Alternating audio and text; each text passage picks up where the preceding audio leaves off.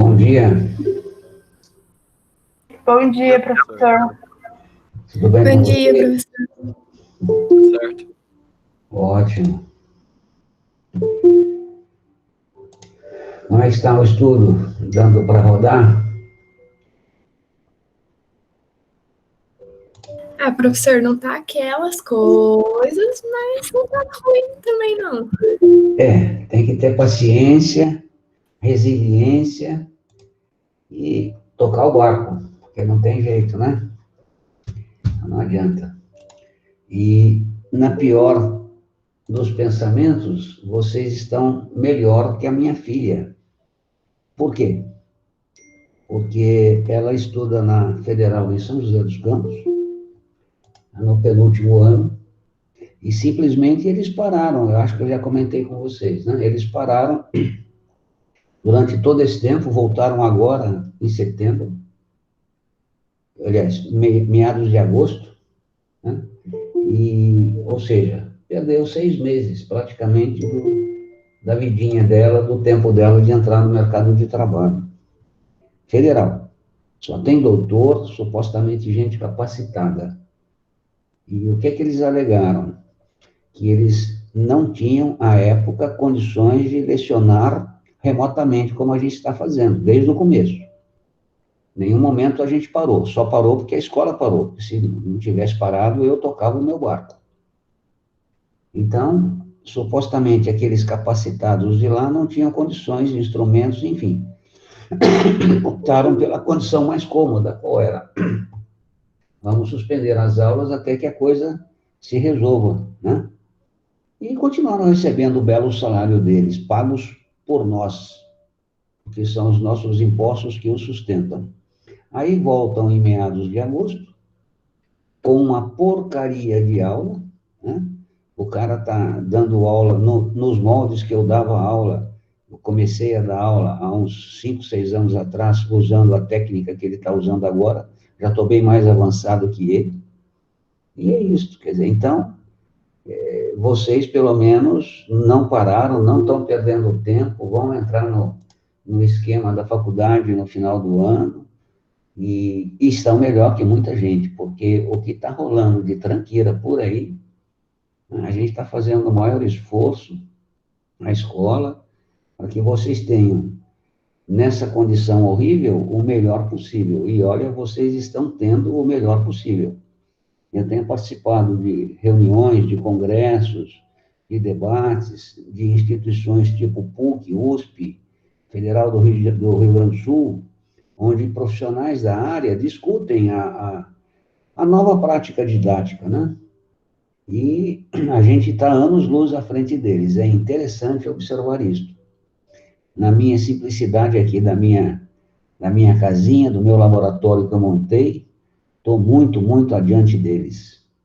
E isso me deixa feliz. Por quê? Porque, de uma certa maneira, não que eu tivesse previsto essa condição, mas o meu interesse por esse tipo de prática já vem desde 99, 2000, ou seja, quase 20 anos, né? O que nos põe à frente deles, e, consequentemente, vocês à frente dos alunos que eles atuam, com que eles atuam. Então, bota isso na cabeça, vocês estão recebendo o melhor, não só da minha parte, como de todos os colegas e da escola, né? Ou seja, vocês têm plenas condições de concorrer com qualquer um e sair na frente. Tenho absoluta convicção disso. E tenham vocês também, acreditem nisso.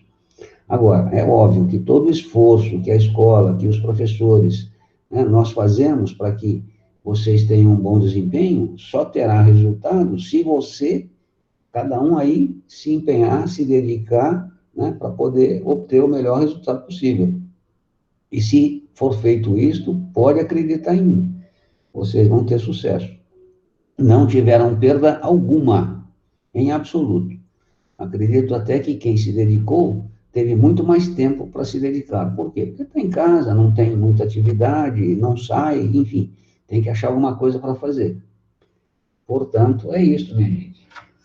Embora os tempos não sejam lá muito claros, sombrios até, eu diria, mas nesta coisa sombria, vocês estão à frente. É isso aí. Bom, começamos a nossa aula hoje. Hoje nós fechamos PG. E eu vou compartilhar com vocês aqui a minha tela. Só um instantinho. O iPad estava atualizando e resolveu, acabou agora, resolveu pedir atualização, o Praga, bem na hora da aula, mas não tem problema, já está feito. Então vamos conectar, conectando, ligou, abrindo a escola, puxando a aula. Estou vendo uma câmera aberta aqui, olha aí que legal, vocês todos. Ah, Bom dia, professor. Bom dia. Bom dia, professor. Bom Bom dia. dia, bom dia. Oi, professor. Bom dia. Aí, Bom dia, professor. bom dia. Fico feliz de ver essas carinhas. Vocês não fazem ideia como eu estou com saudade de vocês. De verdade, A gente não lembra. vocês não imaginam. Quer dizer, a falta que eu sinto. Ontem eu estava até comentando com o meu pessoal da engenharia. Quer dizer, a gente, meio que mal ou bem comparando, eu não sei, a gente é como um artista, né? E o artista depende de quê? Depende do palco. Então, outro dia eu estava pensando nisso, quer dizer, imagina os artistas, o pessoal de teatro, música, enfim, que depende de palco. A vida dele é gente, né? Tal qual a vida de um professor, quer dizer, o professor sem olhar para o olho do aluno, não tem sentimento, quer dizer, o que rola entre a gente, professor e aluno, é isso, é eu falar e sentir no olhar de vocês se aquelas palavras estão chegando a vocês e, de uma certa forma, impactando-os. E na medida em que a gente não tem esta mensuração, é muito doloroso, é muito sofrido, né? E principalmente o contato de gente, quer dizer, como eu já falei várias vezes e repito, eu estou carente de gente, né? Portanto, é muito bom olhar para vocês sorrindo aqui. Me lembra da sala de aula. Mas logo, logo a gente volta, se Deus quiser. Fico feliz de vocês terem aberto a câmera. Bom, eu vou mostrar aqui para vocês a dedução da fórmula da PG finita. Eu citei na aula passada, eu não me recordo se eu fiz uso dela, mas vamos lá. Eu vou fazer a demonstração, que não é grande coisa e é muito interessante, tá? Deixa eu compartilhar a tela aqui, só um instantinho. Vou colocar aqui e vou levar vocês para o meu outro monitor. Tá aqui, mostrar para vocês como é que está a tranqueirada aqui, ó. Dá para ver aí? Tem um monitor aqui onde eu vejo a tela do iPad, compartilho. Tem outros dois ali, um eu estou vendo vocês todos, né? E tem as minhas tranqueiras em cima da mesa, cheia de pelo de gato, porque ontem o gato subiu aqui em cima e fez uma bagunça. Mas vamos lá. Então, compartilhando aqui, só um instantinho. Cadê o compartilhamento? Apresentar agora, a tela inteira. Está aqui. E compartilhar. Pronto. Aqui, estão vendo aí? Sim, professor. Tá. Então, a gente vai fazer aqui a demonstração da soma dos termos de uma PG finita. Por quê? Porque uma PG infinita, como ela tem infinitos termos, o que ocorre? Vai para infinito, né? Se a PG for crescente, a cada vez mais ela aumenta, portanto, a soma seria infinito.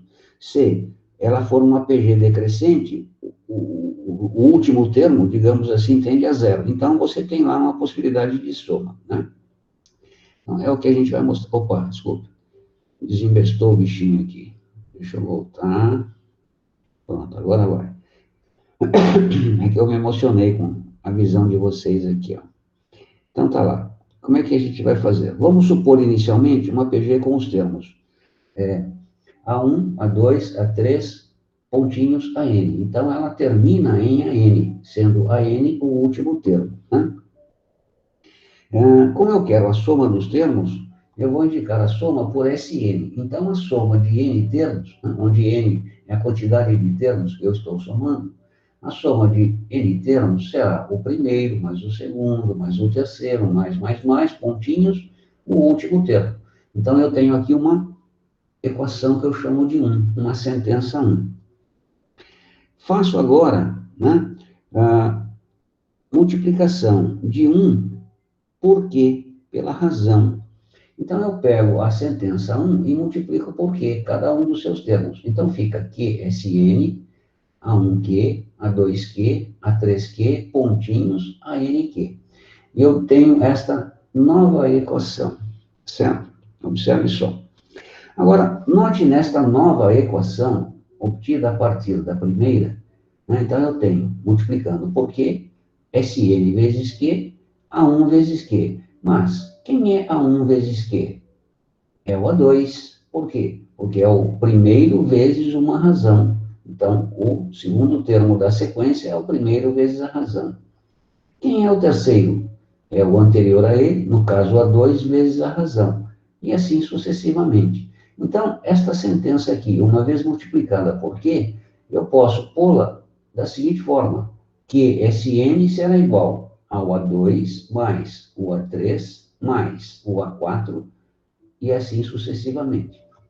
Tá? Então, vamos escrever isso. Então, está aqui, ó. QSN, A2, A3, A4. Note que sumiu o primeiro termo aqui. Tá? Não é que sumiu, ele foi reescrito de forma distinta. Tá? Então, eu vou chamar isto agora de 2. Então, eu tenho aqui uma sentença que eu chamo de 1 e uma sentença que eu chamo de 2. O que é que eu farei? Eu vou fazer a subtração 2 menos 1. Tá? Então, vamos lá.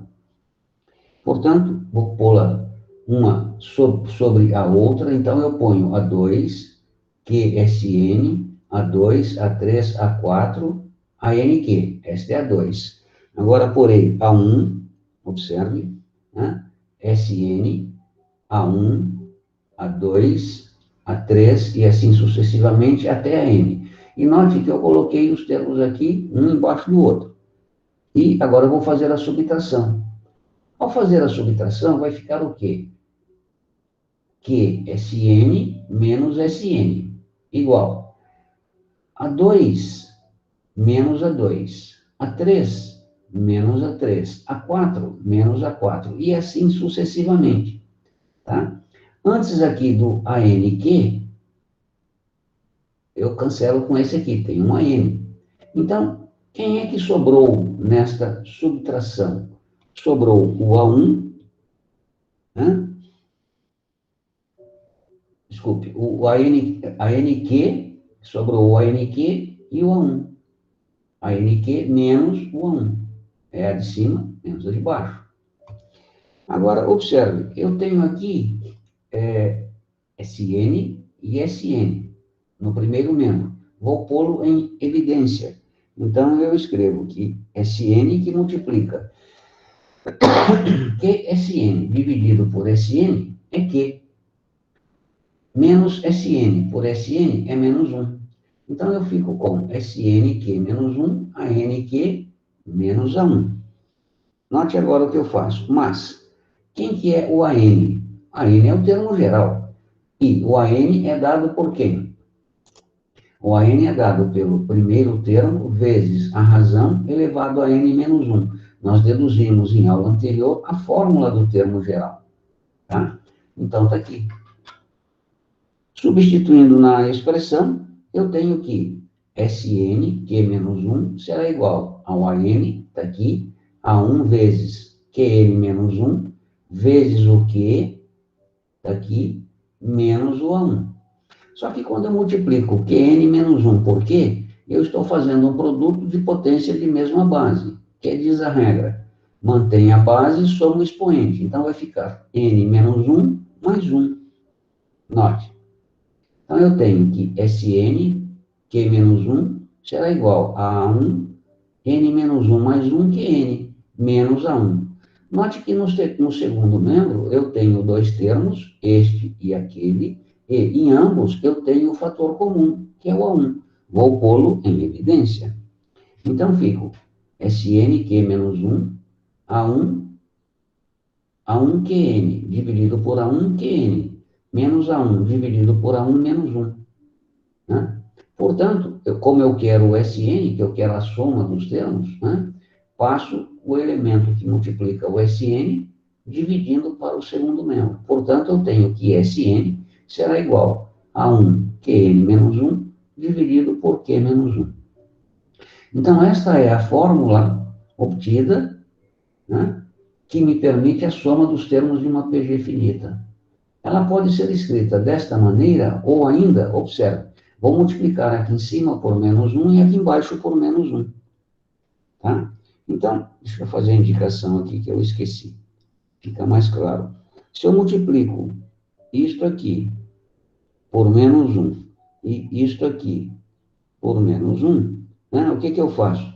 Eu mudo esse sinal, eu transformo esse menos em mais e esse mais em menos. Foi o que eu fiz aqui. E a mesma coisa eu faço aqui. Né? Transformo este menos em mais e este mais em menos. Por que isto? Para que eu tenha a facilidade de memorização. Note que o numerador será A1, que multiplica 1 menos Qn sobre 1 menos Q. Então, é 1 menos Qn, 1 menos Q.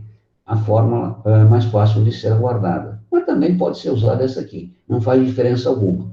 E como eu multiplico numerador e denominador por um mesmo elemento, eu não mudo o que eu tenho, eu só o escrevo de forma distinta. Tá certo?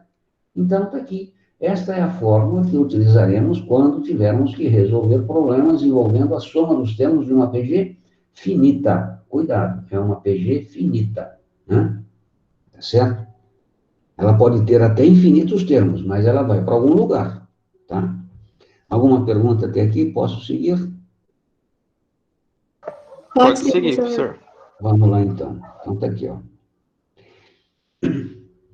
Daquela fórmula, nós temos que a soma dos termos da PG finita, está aqui, né? Se o Q for 1, variações, quer dizer, eu aplico naquela fórmula, se a minha razão for 1, a minha sequência será A1 vezes 1 vai dar o A2, vezes 1 vai dar o A3, vezes 1 vai dar o A4 e assim sucessivamente. De modo que esta PG, com razão 1, é uma PG constante. Cada termo sucessor será igual ao antecessor, ou cada posterior será o anterior. Portanto, a PG será constante. Se ela é uma PG constante, a soma dos termos vai ser o quê? Quantos termos vezes o primeiro. Por quê? São todos iguais. Por quê? Porque a razão é 1. Né? Tá certo? E, se a razão for diferente de 1, aplico a regra. Aplico a fórmula que eu acabei de deduzir. Tá certo? Então, é isso. Está aqui. Tá? Então, nós temos aí a soma dos termos de uma PG infinita agora. Só que é uma PG infinita, mas não crescente. Porque se ela for crescente, como eu falei, a cada próximo aumenta. Você vai somar números que vão para infinito, ela vai dar infinita. Pronto, já achou a resposta, não tem fórmula. O problema é a soma dos termos de uma PG infinita, mas com razão entre menos 1 e 1. Por quê? Porque vai acontecer uma coisa estranha. Estranha não, interessante. Ela vai, um último termo vai tender a zero. Então, você tem condições de efetuar a soma. De modo que, se ela for infinita, note, com razão entre menos 1 e 1, esta é a fórmula que nós utilizamos. A soma dos termos será A1 dividido por 1 menos Q. Tá? Então, isto se aplica à soma dos termos de uma PG infinita com razão entre 1 e menos 1. Note, 1 e menos 1 vai gerar esta coisa aqui. Tem infinitos termos, mas algum deles ali vai tender a zero e possibilitar a soma dos termos todos. Certo? Bem, vamos fazer uma aplicação aqui, ó. Eu tenho a sequência 2x mais 5, x mais 1, x sobre 2. O x é um número real. E é uma progressão geométrica de termos positivos. Qual é o 13º termo dessa sequência? Então, eu tenho o primeiro, o segundo e o terceiro. Tá? A partir disto, eu posso estabelecer o quê? Eu quero o A13. Eu posso estabelecer que o A1 é 2x mais 5, o A2 é x mais 1 e o A3 é x menos 2. Segundo a definição de progressão, a divisão do posterior pelo anterior sempre me dará a razão. Portanto, eu tenho como descobrir a variável x. Eu monto uma equação que é empolva. Ou seja, o posterior, x mais 1, dividido pelo anterior, 2x mais 5, deverá ser igual ao sucessor, que é a mesma coisa, x sobre 2, dividido pelo antecessor, x mais 1. Aqui. Então, isso me dá a razão. Portanto, nesta equação, eu obtenho a razão. Está ali, ó. X mais 1 dividido por 2x mais 5 terá que ser igual a x sobre 2 dividido por x mais 1. Posterior, anterior, sucessor, antecessor. Note que eu tenho uma equação ou uma incógnita.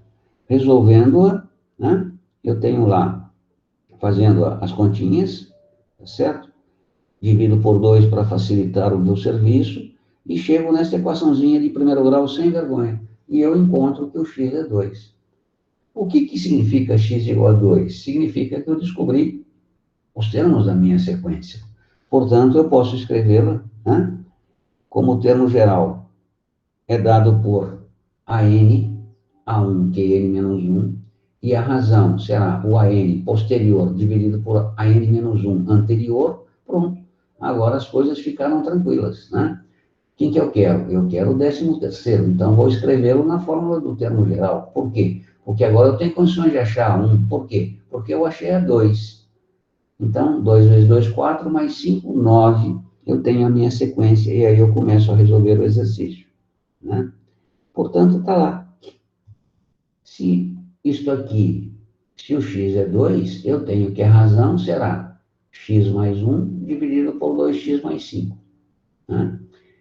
Que será igual a x mais 1, 2 mais 1, 3, 2x mais 5, 9. Portanto, 3 sobre 9, posterior, dividido pelo anterior.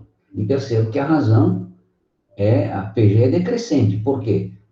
Note só, aqui é 3 e aqui é 9. Então, a minha razão será 1/3 entre 0 e 1. Né? Justifica ser decrescente. Então, eu achei a razão. Com a razão e o primeiro termo, eu acho o que eu quero, o 13º. Né? Então, eu tenho ali que o A1 vai ser 9. Se o A1 é 9, o A13 será quem? O A1, que é 9, vezes a razão, que é 1/3, o N, que é 13. Pouco aqui eu errei. Aqui é N, não, tá certo. É 13, só que aqui a indicação está errada. É 13 menos 1. Aqui está um pequeno engano. Ô, Cacilda, me perdoe. Então, aqui vai ser 13 menos 1. É que eu já botei o 12 como resposta. 13 menos 1. Né?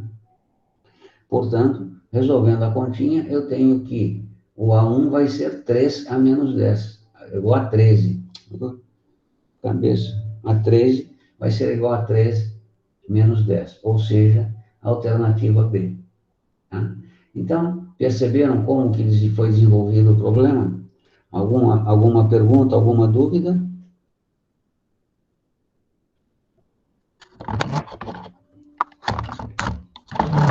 Acho que está tranquilo, professor. Tá, vou seguir aqui o próximo. Esse problema aqui é da apostila, né? É um problema interessante na sua compreensão. Uma vez que você o percebe, a resolução é tranquila. O problema é você percebê-lo. Então, vamos lá.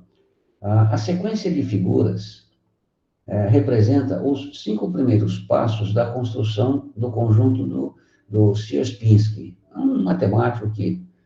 Isso aqui é teoria do caos, grafitais, é matemática avançada que os malucos andam estudando já há muito tempo. Isso desde a década de 80. Mas eles queriam saber, por exemplo, como é que se formavam os flocos de neve, né? Pode parecer um absurdo, mas tem gente que pensa nisso e produz um resultado muito interessante. Então, descobriu-se que flocos de neve, embora aparentemente seja um caos, você imagina uma nevasca, os flocos caem aleatoriamente e se formam aleatoriamente. Mas, mesmo no caos, há uma certa ordem. É interessante isso, né?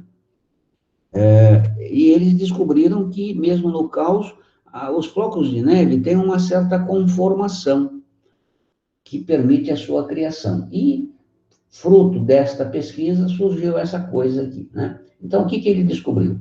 Que os vértices do triângulo branco são construídos a partir dos pontos médios dos triângulos verdes da figura anterior. Então, ele tem um triângulo, né? O triângulo branco é obtido a partir dos pontos médios do anterior. Então, eu marco ponto médio, e tenho o próximo triângulo.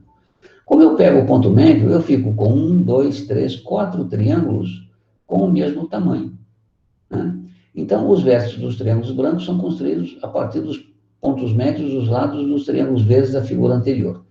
Denominamos A1, A2, A3 e assim sucessivamente as respectivas áreas das regiões verdes da primeira, segunda, terceira e quarta. Então, A1 é a área da região verde, A2 da região verde do segundo, A3, região verde do terceiro, e assim sucessivamente.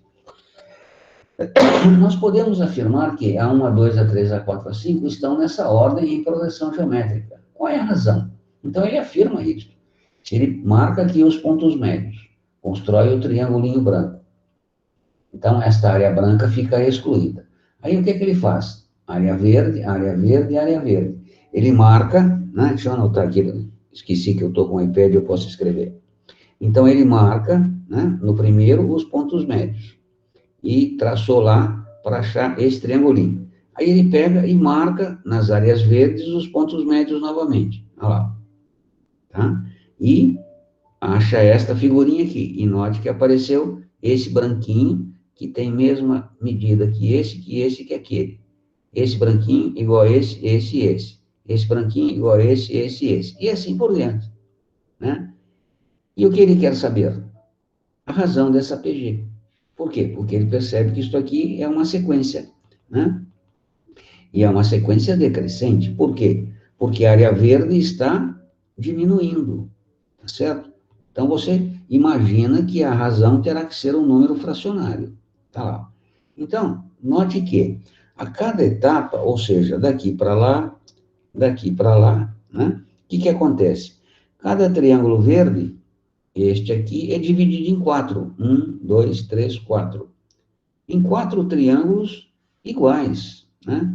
Consequentemente, de mesma área, tá certo? Em 4 triângulos iguais de mesma área. E note que isto vai se prolongando ao longo das divisões. Note que eu tenho 4 aqui, eu tenho 4 aqui e tenho 4 aqui, certo? Esta é a percepção. E de modo análogo, esse pequenininho aqui em cima vai dividir em 4 e assim por diante. Então, cada triangulinho verde divide-se em outros 4, sendo que um deles é uma área branca excluída. Deste modo, o que a gente percebe? Né? Que o do meio será excluído. Assim, a cada etapa da construção da coisa, a área verde vai diminuir de 1/4. Então, ela tinha esta quantidade, feito o processo, ela perdeu um triângulo. Ela tinha 4, perdeu 1/4. Aí, ficou isto e ficou isto, de área verde. Perdeu 1/4, então ela sempre perde 1/4. Tá? Portanto, a gente pode concluir que a cada etapa a área verde diminui 1/4 do total. Ou seja, a área verde é 3/4 da figura anterior. Área verde, 3/4 dessa. Área verde, 3/4 daquela. Área verde, e assim sucessivamente. Pronto, está resolvido o problema. Então, assim nós temos que a sequência que representa a área será dada por A1, A2, A3, A4, A5, e a razão, primeiro eu já tinha observado que a PG é decrescente, né? A razão é 3/4. Aqui, alternativa A. Entenderam o processo de resolução do problema? Ele não tem algebrismo, ele tem percepção, entendimento do conceito de sequência, principalmente de sequência decrescente, no caso, uma PG. Ficou clara a explicação, minha gente? Professor, eu não entendi, assim, do primeiro para o segundo tem um triângulo grande no centro. E daí vai ter em todos os outros. Só que a área não é tipo, não sei como dizer isso. Quando ele vai diminuindo, diminui a mesma quantidade que diminuiu do primeiro? Diminui, veja só, quer ver? A Deixa eu... junção de todos os triângulos pequenos formam Veja, esse talvez pequenininho. o seu foco não esteja no correto.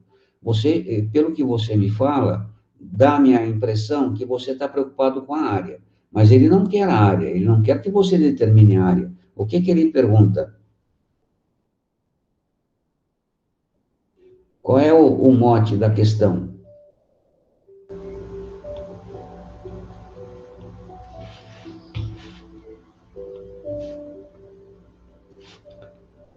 A razão.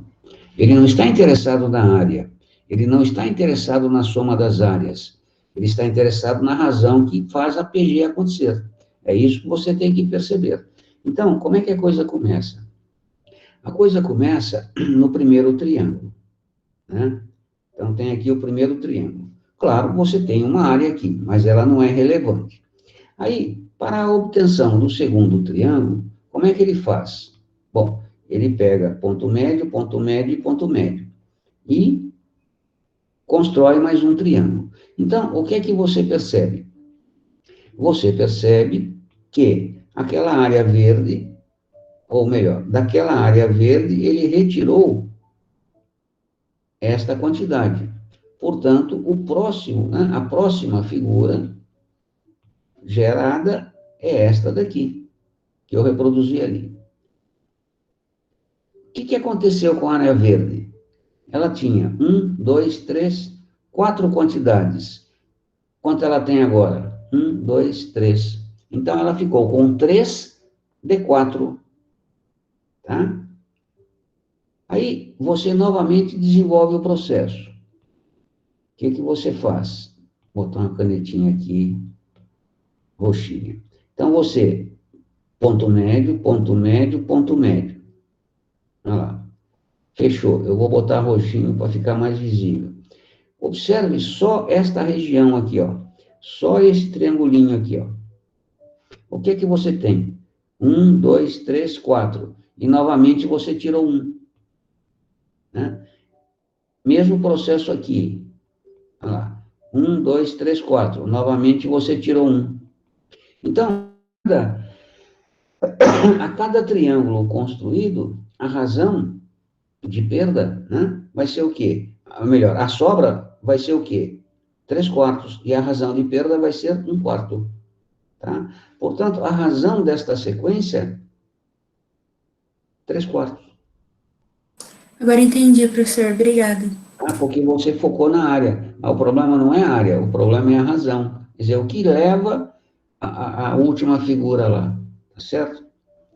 Entendi, Claro, professor. se você Obrigada. soubesse que esta área aqui é 5, qual vai ser a próxima área? 3/4 de 5. A próxima, 3/4 e assim por diante. Vezes 3/4. Tá? Claro que, obviamente, esta área verde, em comparação com aquela, é bem menor. Aí é uma questão de se calcular, mas a razão é 3/4. Bom? Entendi, professor. Obrigada. Nada. Bom, tá aqui. Esse problema aqui é um problema chato. Eu não sei se vocês já tiveram isso. Eu vou apresentar, mas eu não sei se é o momento oportuno. Por quê? Porque ele vai necessitar de uma outra informação. Vocês tiveram equações polinomiais já ou não?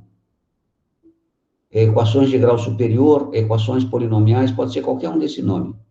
Você resolveu uma equação de grau 3, grau 4, grau 5? Professor, eu acho que não. Não, né? Eu Não, imaginei. eu não.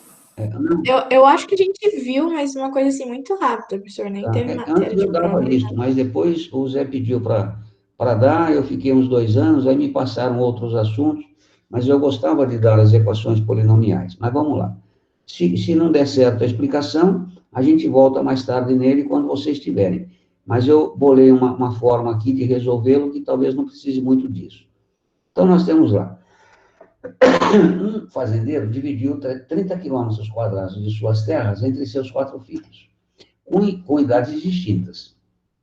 de modo que as áreas dos terrenos recebidos pelos filhos estavam em progressão geométrica de acordo com a idade, tendo recebido mais quem era mais velho. Ao filho mais novo, coube um terreno com 2 quilômetros quadrados de área. Quem é o filho mais novo? Né? Contando de trás para diante, o que recebe a herança é o A1. Né? O filho que tem idade imediatamente superior à do mais novo recebeu um terreno de qual dimensão? Né? Então, como resolver este problema? Vamos lá.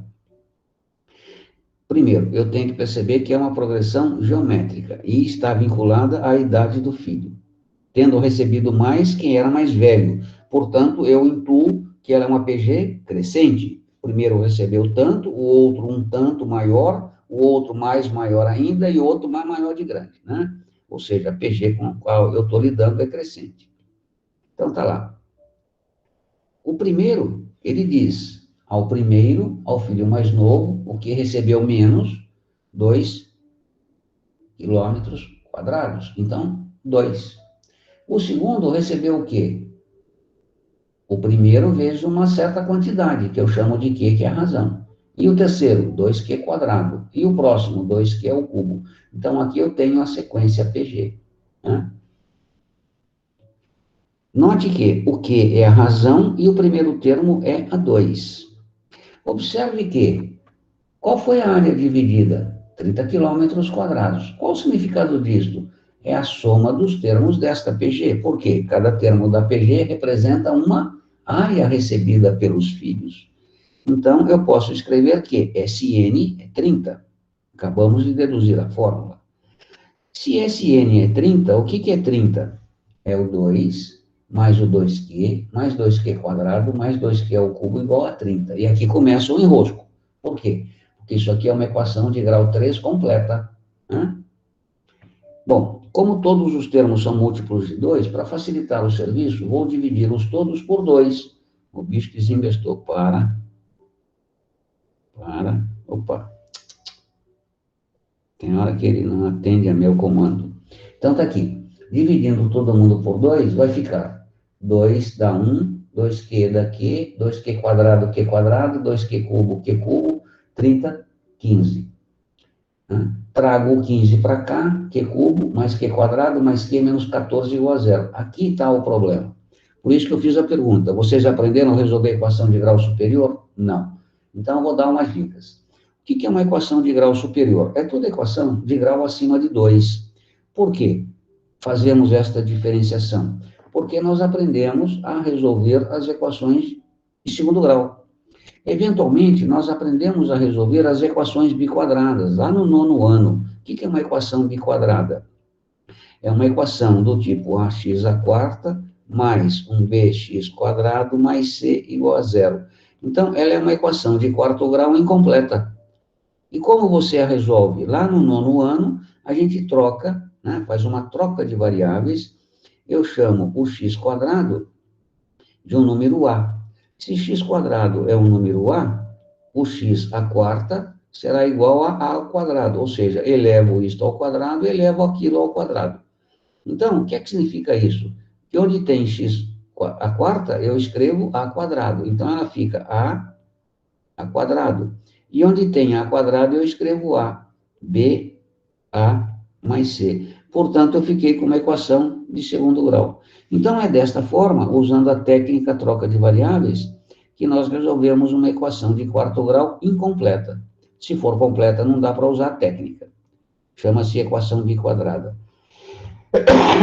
Quando eu dava aula no 9º ano, eu também explicava as equações bicúbicas, ou seja, um ax à sexta mais um bx ao cubo mais c. E, de forma análoga, eu chamo o x à sexta de um a ao cubo. Né? Se o x à sexta é a ao cubo, extraio a raiz, eu tenho a possibilidade de fazer uma troca de variáveis e resolver a equação de sexto grau incompleta. Mas não é o caso. Então, a gente aprende a resolver as equações de grau acima de 2 de modo meio insípido, né? Só para mostrar como é possível. No terceiro colégio é que entra a teoria das equações, ou dos polinômios, ou das equações de grau superior, que nos permite resolver qualquer equação. Não todas, mas muitas. E a gente só vai aprender a resolver todas quando estiver na faculdade e aprender derivada. Método de Newton. Mas daí já é outra história. Uma das teorias que a gente usa, e a coisa tudo funciona na base da tentativa e erro, 70 uma, se dá ótimo, se não dá 70 outra, se não dá 70 outra, é desta maneira que a gente resolve nesse nível de ensino. Então, uma das primeiras teorias que a gente aplica é a seguinte, é bem simples. Eu somo os coeficientes da minha equação. Aqui é 1, aqui é 1, aqui é 1 e aqui é 14. Somados os coeficientes, se der 0, é porque 1 é raiz. Então, por exemplo, vamos supor que eu tenha 5x ao cubo mais 2x quadrado menos 5x mais 2 igual a 0. Então, o que eu tenho aqui? Uma equação de terceiro grau completa. Note, 5 cancela com 5, 2 cancela com 2. Portanto, a soma dos coeficientes é 0. Se a soma dos coeficientes é 0, um francês, né, estudou isto, por isso o troço leva o nome dele, Teorema de D'Alembert, né, ele diz o seguinte, que se a soma dos coeficientes de uma equação, não interessa o grau, for igual a 0, o que é que significa? Significa que 1 é raiz. E, se 1 é raiz, vem o teorema dele. É porque o polinômio é divisível por x menos 1. Então, se eu pegar esse polinômio e dividir por x menos 1, o que eu vou obter? Eu vou obter um novo polinômio de grau 2. E, ao transformar, e já sei que 1 é raiz, ao transformar esse polinômio em grau 2, aí eu aplico o que eu sei para resolver equações do segundo grau. Então, esta é a técnica usada, mas que eu não poderei usar com vocês, porque vocês não sabem muita coisa disso, né? Mas já fica o alerta aqui. E, para eu dividir isso aqui, eu posso usar vários processos. Vocês aprenderam divisão de polinômios no ensino fundamental, se não me engano, no 8º ano. Eu posso usar o método da chave e tal, mas aqui no terceiro colégio, a gente usa o que nós chamamos de Briot-Ruffini. O que é o método do Briot-Ruffini? Você pega, por exemplo, esse polinômio que eu dei aqui. Já que a gente começou, vamos até o fim. Eu não pensava em falar isso, mas paciência. Então, está aqui. Eu pego os coeficientes. 5, 2, menos 5 e 2. Primeiro, o polinômio tem que estar ordenado, ou seja, cubo, quadrado, 1 e 0, expoentes de x. Eu tenho que tê-lo ordenado, para que eu possa fazer o que farei. Então, o que é que eu faço? Eu pego os coeficientes e escrevo 5, 2, menos 5 e 2. Passo um risquinho, eu vou dividir polinômios. Passo um risquinho vertical. Como eu sei que a soma é 0, né? 5 menos 5, 0, 2. Opa, aqui é menos 2, desculpe. 2 menos 2 é 0. Eu sei que 1 é raiz. Se 1 é raiz, o polinômio é divisível por x menos 1. Então, eu vou fazer a divisão deste polinômio por este binômio. E faço usando este processo que quem desenvolveu foi outro francês, chamado Briot, na realidade, 2, Briot e Ruffini. Então, o que a gente faz? Coloca aqui os coeficientes, coloca aqui a raiz do polinômio divisor, x menos 1. E aí, o que eu faço? Eu pego, baixo 5 e multiplico isto por isto, coloco lá em cima e somo. Então, 1 vezes 5, 5. Com mais 2, 7. Multiplico de novo. 1 vezes 7, 7. Coloco lá em cima, né? 7 menos 5, 2. E aqui é menos 2, porque aqui é menos 2. Multiplico 1 vezes 2, 2. Coloco lá em cima e somo 0. Aqui já era esperado 0. Por quê? Porque este polinômio é divisível por x menos 1. Por quê? Porque 1 é raiz. Então, note que este polinômio obtido é um polinômio de grau inferior ao 3. Portanto, é um polinômio do tipo 5x² mais 7x mais 2. Aí eu pego e igualo isso a zero. Supondo que isto aqui tem, eu chutei, né? Então, não sei o que é que vai dar aqui. Mas supondo que isto tenha raiz, vamos chamar x igual a A e x igual a B. Portanto, aquele polinômio lá em cima, eu posso escrevê-lo como sendo x menos 1, que é a primeira raiz, x menos A, que é uma raiz achada, x menos B, que é outra raiz achada, multiplicada pelo coeficiente A, que é 5. Então, eu transformei aquele polinômio de grau 3 num produto, e aí fica fácil resolver, né? Mas não é o caso que se aplica aqui, certo? Então, deixa eu só mostrar para vocês como, na realidade, a gente vai resolver. Tem uma outra possibilidade, não é muito amigável, vocês não vão gostar muito, vão achar que eu estou fazendo bruxaria, mas não tem outro jeito. Para eu fugir disso, eu tive que bolar uma saída diferente. Então, qual é o nosso problema? É resolver é resolver esta equação aqui. Como resolvê-la se ela é de grau 3? Aí é que entra truques matemáticos. Olha só o que eu vou fazer. Eu observo, não sei como fazer isso, não conheço nada dessas teorias de resolução, mas eu observo que eu tenho aqui um que é ao cubo. Observo que eu tenho aqui um menos 14. Observo que eu tenho aqui um q quadrado. Então, se eu transferir, aqui não dá fatoração. Não rola uma fatoração aqui. Poderia tentar, mas não vai rolar. Então, percebo este q ao cubo, este q quadrado. Estou pensando numa soma ou diferença de cubos, estou pensando numa diferença de quadrados. E eu tenho um 14 ali. Então, eu vou escrever isto de forma mais amigável. Ou seja, q ao cubo menos 8, para que eu caia numa diferença de cubos. Onde é que eu fui buscar esse menos 8? No menos 14. Eu vou escrever o menos 14 como sendo menos 8, né? E agora eu escrevo mais o q quadrado menos 4. Por quê? Para que eu caia numa diferença de quadrados. Então, menos 4. Menos 8 com menos 4 dá menos 12. Mas para que eu fique com menos 14, eu tenho que ter ainda um menos 2.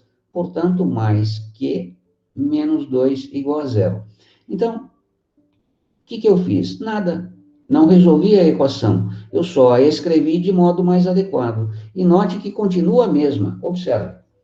Q ao cubo é Q ao cubo.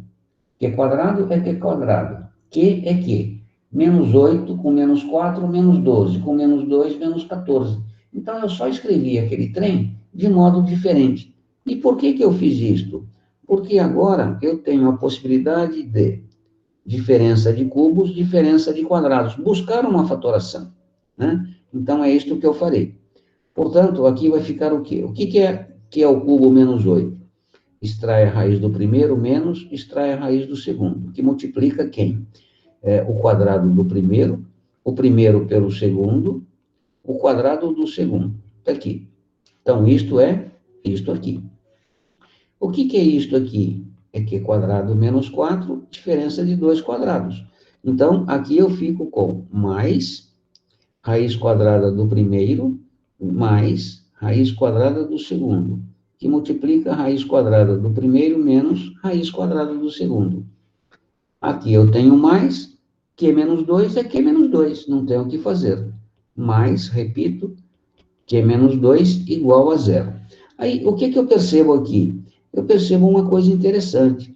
Eu tenho aqui um termo e outro termo e outro termo. E aos três termos, eu tenho Q menos 2, Q menos 2 e Q menos 2 como um fator comum. Vou pô-lo em evidência, né? Então, eu escrevo Q menos 2 que multiplica. Multiplica quem? Vou dividir este termo por Q menos 2. O que é que dá? Vai ficar o Q quadrado mais 2Q mais 4. Mais. Agora eu vou dividir este termo por Q menos 2. O que é que dá? Q mais 2. E, finalmente, vou dividir este termo por Q menos 2. O que é que dá? Dá 1. Portanto, isto fica igual a zero. Aí, aqui dentro, eu tenho fatores comuns que posso agrupá-los. Portanto, eu fico com Q menos 2, que multiplica Q quadrado, está sozinho, 2Q mais Q, 3Q, 4, 6, 7, 7 igual a zero. O que eu consegui, né, com esse truque todo, esse algebrismo todo, né, infernal? Eu consegui chegar em uma equação, né, em que os termos da equação estão multiplicando. Quando que um número vezes outro número resulta em zero? Quando um deles é zero ou quando ambos são zero. Portanto, daqui eu tiro o quê? Isto dá zero se Q menos 2 for igual a zero. Portanto, Q for 2. Né? Então, achei um Q. Se o Q for 2, rola zero. E ainda, se o Q quadrado mais 3Q mais 7 for igual a zero. Isso aqui não dá para resolver por Girard. Vai dar 3 e o produto 7. 7 para dar no produto tem que ser 1 e 7. E não vai rolar na soma 3. Então, Bhaskara, quem que é delta? B ao quadrado, que é 9. B quadrado menos 4AC. Portanto, delta, note que aqui vai dar menor que zero. Se o delta é menor que zero, o que é que significa? Que não existe raiz real. Se não existe raiz real, o único valor que faz com que esta sentença seja zero é o 2. Portanto, a razão é 2. Então, tudo isso para obter a razão. Se a razão é 2, eu escrevo a minha PG, vou pô-la aqui em cima. A minha PG será 2 é o primeiro, a razão é 2. 4, 8 e 16. Então, estas foram as áreas obtidas pelos meninos. O que ele pede? O filho que tem idade imediatamente superior à do mais novo, quem que é a idade superior à do mais novo? É o segundo. Portanto, recebeu 4 quilômetros quadrados. Então, qual é o enrosco desse problema? Essa porcaria desta equação que, sem a informação, resolução de equações de grau superior, você não consegue fazer. Mas, aí começa o intrincado. Você consegue, através de fatoração e muita criatividade algébrica, resolvê-la. Admito que isto não é algo que normalmente vocês pensem. Por quê? Porque não tem destreza algébrica para tanto. A gente que tem mais experiência vai buscando mais alternativas. E uma das alternativas usuais para a resolução de equações de grau superior é justamente buscar fatoração. Ou seja, eu transformo aquela equação de grau que eu não sei resolver num produto de coisas que eu sei resolver. Coisa que você fazia no ensino fundamental, por exemplo, na 7ª série. Na 7ª série, por incrível que pareça, vocês não lembram, mas a gente consegue resolver equações de segundo grau, né? Por exemplo, vou fazer uma aqui para que vocês vejam. Vamos supor que eu tenha aqui x ao quadrado mais 4x mais 4, igual a zero. Você dá uma equaçãozinha dessa na 7ª série para os molequinhos. Eles não sabem resolver. Por quê? Porque só vai aprender Bhaskara na 8ª ou no 9º ano. Né? Mas, ele sabe produto notável, ele sabe fatoração, ele sabe simplificação de fração algébrica, sabe mexer com polinômio, porque toda essa porcariada aplica na 7ª série. Então, ele sabe que isso, ele percebe que isto aqui é um trinômio quadrado perfeito. Ele extrai a raiz do primeiro termo, que é x, ele extrai a raiz do último, que é 2, o sinal do meio se mantém. O dobro do primeiro pelo segundo é 4. Então, ele percebe que aquele trem lá em cima pode ser posto como x mais 2 ao quadrado igual a zero. E aí ele saca logo. Então isto aqui vai ser x mais 2, que multiplica x mais 2 igual a zero. Veja, ele transformou uma equação de segundo grau, que ele não sabia, em um produto de coisas do primeiro que ele sabe. Quando que isto vezes isto é zero? Quando x mais 2 for zero, portanto, x igual a menos 2. Ou quando x mais 2 for zero, que é o segundo aqui, que vai dar a mesma coisa. Conclusão, aquilo lá tem duas raízes reais e iguais. Quais? Menos 2. Então, é a mesma técnica que eu empreguei aqui para resolver isso. Ou seja, através de fatoração dolorosa, eu reconheço, né, mas foi obtida. Por quê? E o que é que me chamou a atenção? O que me chamou a atenção, e eu destaco para vocês, foi este que é o cubo. Opa, soma de cubos ou diferença de cubos. E este que é quadrado. Opa, diferença de quadrados. Então, eu forcei o aparecimento. E como? Se eu tenho um x ao cubo, fui buscar um 8, tirando do 4. Se eu tenho um q quadrado, fui buscar um 4, tirando do 14, desculpe, do 14. E aí eu consegui a fatoração. Aí alguém pode perguntar, mas e se aqui não fosse? Se aqui fosse um número que não desce, né? Fosse menor, por exemplo, eu precisava de um 8, precisava de um 2. Portanto, eu precisava de um 10. E se aqui fosse 6? Bom, se fosse 6, você deita e chora, porque daí não ia rolar a fatoração. Você teria que usar o que eu falei, que vocês não sabem, mas aprenderão. E até vou pedir para o Zé me deixar dar isso para vocês, tá? Entenderam como é que faz o problema? Eu estava estudando a apostila lá, vendo o que era mais interessante, e me deparei com esse tranqueiro aqui. Esse aqui eu sabia que ia se enroscar. Alguém tentou fazer esse problema ou não? Ah, tá ótimo. Bem, vamos aqui, mais um aqui. Aqui. Esse aqui é um probleminha interessante, e não é muito difícil, não. É bem simplesinho, mas ele é interessante. Observe só. O filme Corrente do Bem, eu já assisti, não sei se alguém já assistiu, conta a história de um jovem que crê ser possível mudar o nome a partir de uma ação voluntária de cada um. A ideia é baseada em 3 premissas. Fazer por alguém algo que este não pode fazer por si mesmo. Fazer isso para 3 pessoas. Cada pessoa ajudada deve fazer isso para outras 3 pessoas.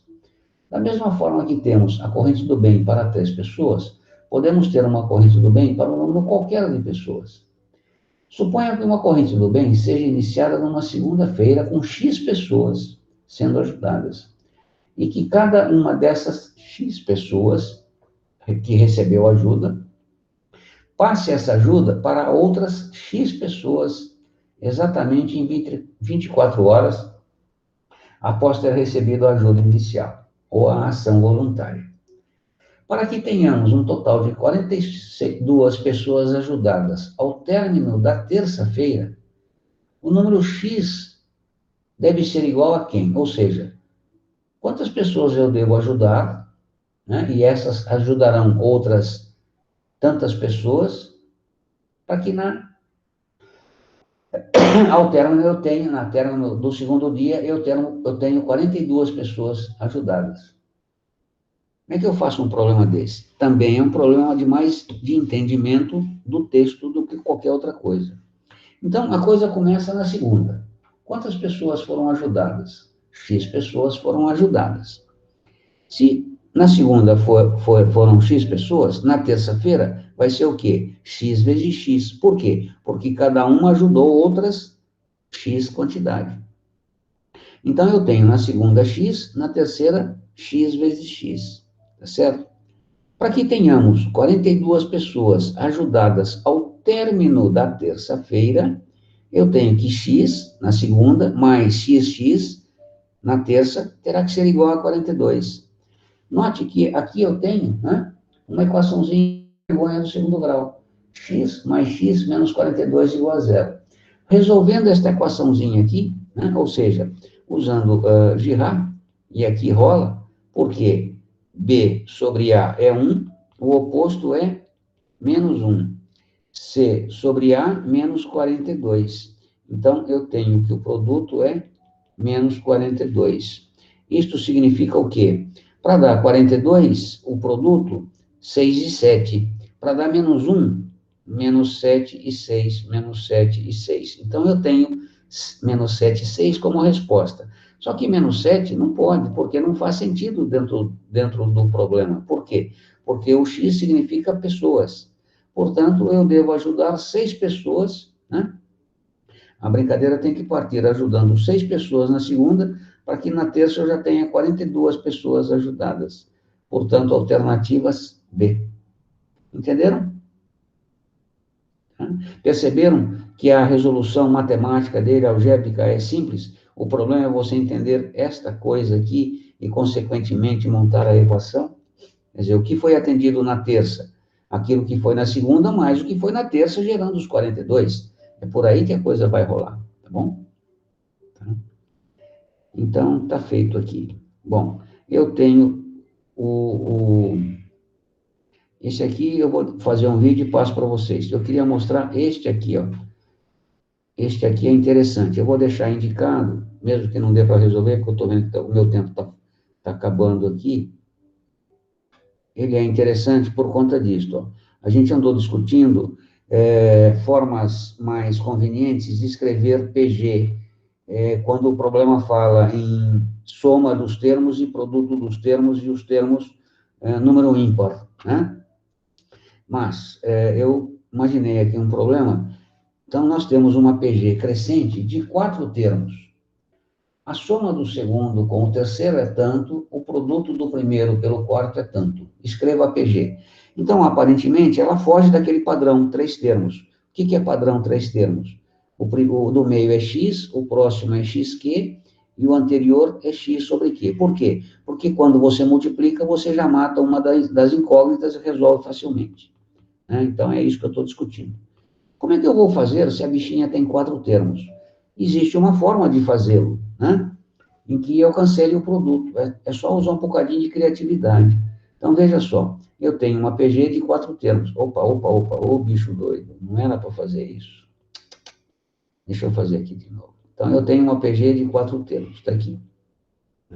Mas eu quero, como ele fala em soma e produto, eu quero que o produto, ao multiplicar os termos, uma das variáveis se anule. Então, o que é que eu faço? Eu ponho x que é o cubo, xq, aqui, xq, aqui, xq é o cubo. Qual é a razão que eu estou usando aqui? Neste caso.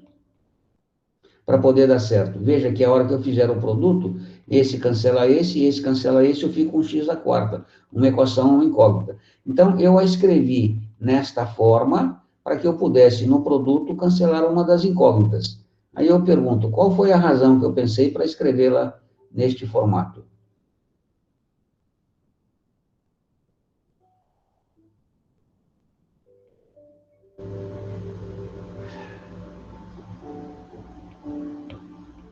Q quadrado. Ou então, como é que eu construo a PG? A PG é o termo posterior dividido pelo termo anterior, né? Ou o sucessor dividido pelo antecessor. Então, eu tenho isto. Posterior dividido pelo anterior encontra a razão. Tá? Note, divisão de frações. Mantenho a primeira, multiplico pelo inverso da segunda. O que eu posso fazer aqui? Mato x com x, que é o cubo com q quadrado. Então, se eu penso numa razão Q2, eu escrevo uma sequência de 4 termos, de modo que o produto deles eu mato uma das incógnitas. Então, está aqui uma criatividade algébrica que permite a você escrever uma PG de 4 termos, né, de modo que seja favorável para a resolução do problema. Perceberam a ideia? Então, a razão que eu imponho a esta PG é Q quadrado. Tá? Percebeu? Então, está aí a dica para a resolução do problema. E a gente, eu avancei no horário, depois eu termino isso aqui, faço um vídeo, termino e mando para vocês, tá? E tem mais um aqui que eu deixei para trás, eu resolvo também, esse aqui é interessante, e depois eu mando para vocês. Bom, Ok, professor. Beleza, professor. por hoje é só, minha gente. Obrigado por terem aberto a câmera, bom final de semana para vocês. Até mais. Obrigada você também, professor. Bom final de semana. Tchau, até.